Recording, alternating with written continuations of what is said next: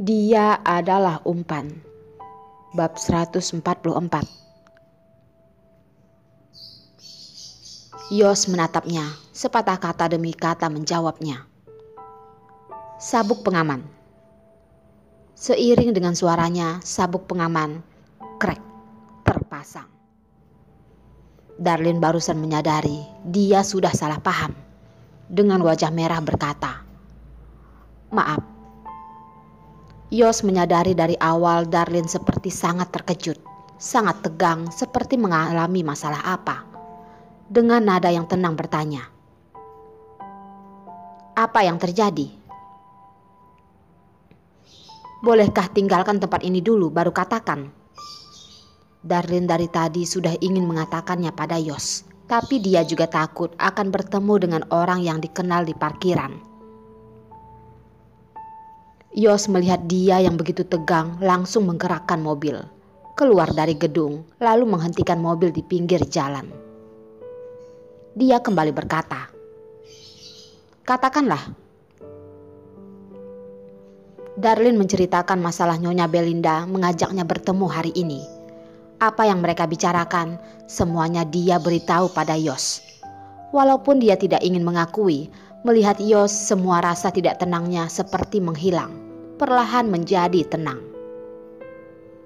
Yos tidak langsung menjawabnya, tatapannya bersinar.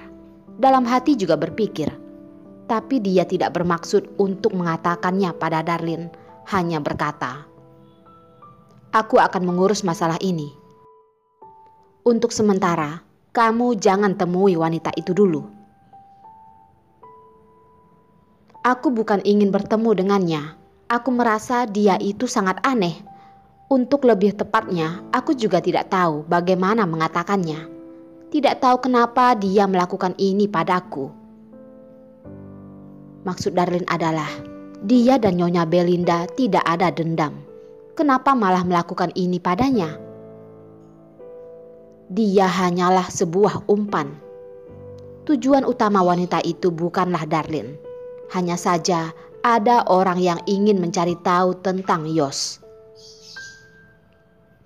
Darlin dengan tidak mengerti melihat tampang dingin pria di sisinya. "Aku adalah sebuah umpan. Dia ingin mendapatkan ikan besar." Yos menatapnya sejenak dan tidak melihatnya lagi, dengan fokus mengendarai mobil. Darlin tidak mengerti kenapa Yos menatapnya seperti menatap orang bodoh. Setelah dia memikirkan siapa si ikan besar itu, tiba-tiba dia pun mengerti. Langsung melompat dari tempat duduknya dan terjedot ke atap mobil. Dengan sakit mengerutkan dahi. Sakit sekali." Yos mengerutkan dahi. Tidak tahu dengan nada perhatian atau menyalahkan, dia berkata, "Sudah begitu besar, masih saja ceroboh. Bahkan lebih ceroboh dari anak 5 tahun.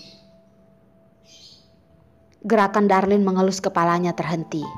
Dia tahu siapa yang dimaksud Yos. Saat Derek diam-diam pergi bertemu dengan Yos, dia mengganti usianya menjadi berusia 5 tahun. Tidak menduga Yos begitu perhatian pada Derek. Apakah ini karena ikatan darah ayah dan anak? Darlin tidak berani asal berpikir, langsung berpura-pura tidak ada yang terjadi. Dia berkata,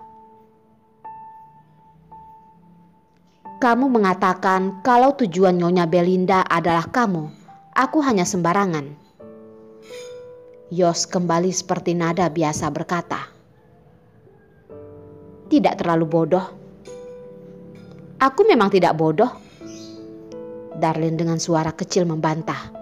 Menerima tatapan pria itu, dia dengan patuh menutup mulut. Tenang tidak sampai 2 menit, Darlin kembali bertanya, "Kalau Nyonya Belinda tertuju padamu, kenapa dia mencariku? Jangan-jangan kasus perceraiannya itu juga palsu ya? Padahal dia masih begitu serius menghadapinya." "Kasus perceraiannya bukan palsu. Hanya saja dia menemukan hal yang lebih menguntungkan. Tatapan Yos terlihat tajam. Orang saat berada di hadapan keuntungan akan melakukan hal yang tidak diduga oleh dirinya sendiri. Asalkan keuntungan yang diberikan cukup banyak, pasti akan ada orang yang melakukannya. Walaupun bukan dia, juga akan ada orang lain yang melakukannya.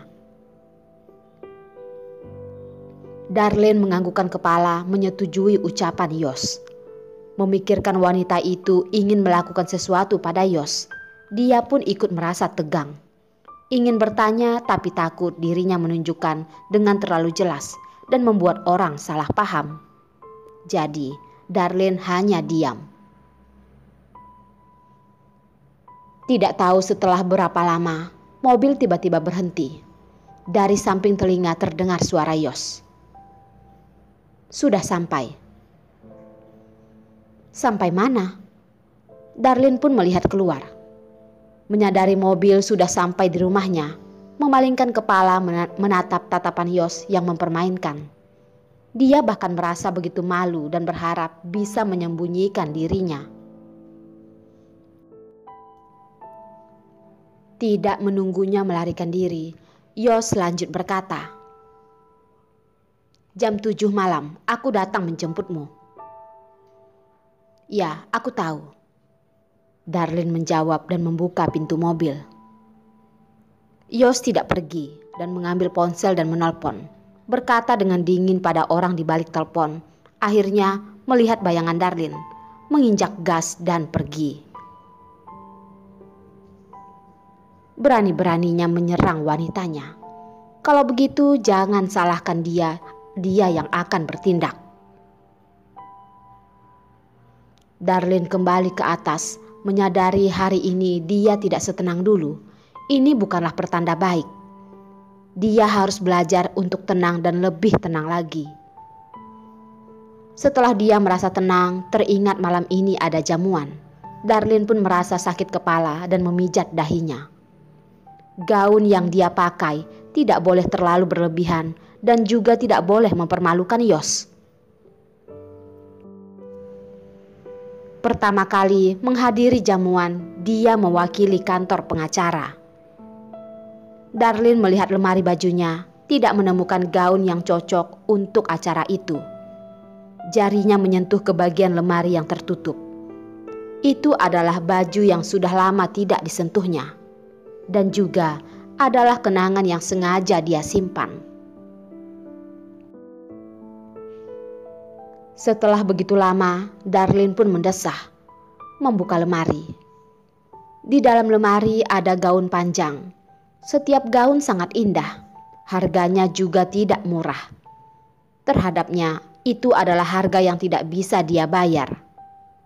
Dan juga itu adalah gaun yang terus dibelikan Yos untuknya dalam 4 tahun ini. Masih ada gantungan mereka di atasnya. Karena dia tidak tega memakainya dan juga sangat jarang ada kesempatan keluar dengan Yos. Yos ada begitu banyak tugas kerja. Dia juga hanya diam-diam menunggunya di ruang tamu dan membuka sebuah lampu. Sama sekali tidak pernah ikut. Ini mungkin adalah alasan kenapa Yos ingin mempertahankan hubungan teman tidur dengannya begitu lama. Karena dia memiliki batas. Tidak akan membuat masalah untuknya. Juga tidak akan mempertanyakan padanya di saat dia memerlukan akan muncul. Saat kesal, dia menghilang. Hidup seperti orang transparan. Darlene juga tidak tahu apa yang membuatnya bertahan selama 4 tahun ini. Itu adalah sebuah harapan di dalam hatinya, adalah kelembutan yang ada di balik tatapan gelapnya. Dia tidak ingin memikirkannya dengan detail. Melihat ke baju yang ada di dalam lemari, Darlene dengan kacau dan asal memilih. Seperti takut baju itu akan muncul sebuah tangan yang menariknya masuk ke dalam. Bang! Lemari berbunyi, seperti pintu hatinya yang tertutup. Terasa kecewa, kacau, dan juga rasa sedih yang tidak bisa diungkapkan. Setelah Darlin memakai baju, sudah hampir waktu Yos datang menjemputnya.